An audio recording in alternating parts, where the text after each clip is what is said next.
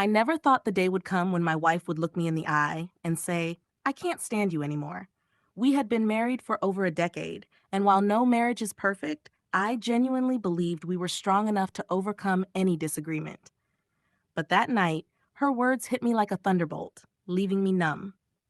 For days afterward, I tried to process what she had said. I replayed every argument, every disagreement, every quiet moment of tension. I searched for signs, trying to understand when the love we once shared had turned into this deep frustration.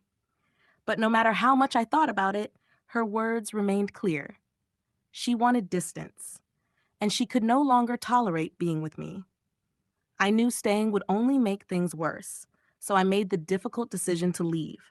I packed my essentials, took some time away from the house, and tried to gather my thoughts. Being alone was harder than I imagined. I expected relief, but all I felt was emptiness. The silence was deafening, and the absence of our usual arguments felt strange and disorienting. Then, unexpectedly, something happened that completely shook me. A few days after I left, I received a call from her. But it wasn't an angry or bitter voice.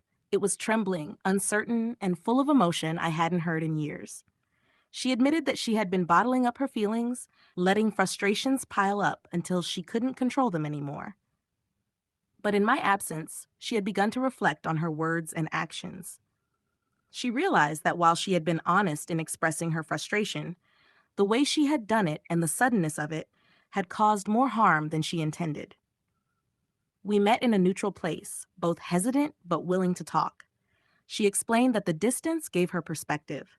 She hadn't wanted our marriage to end, but her frustration had blinded her. I shared my feelings too, about feeling unheard, about the confusion and hurt I experienced. For the first time in weeks, we communicated openly without anger, without defensiveness. What shook me most wasn't just her apology. It was the realization that sometimes people say things in the heat of emotion that don't fully reflect their true feelings. It wasn't easy to forgive, but I understood that growth often comes through confrontation and reflection. The shock came from seeing someone I had shared my life with admit vulnerability, admit mistakes, and still care deeply about our relationship. From that point on, we worked on rebuilding trust and understanding. The road wasn't smooth, but every conversation, every honest exchange brought us closer.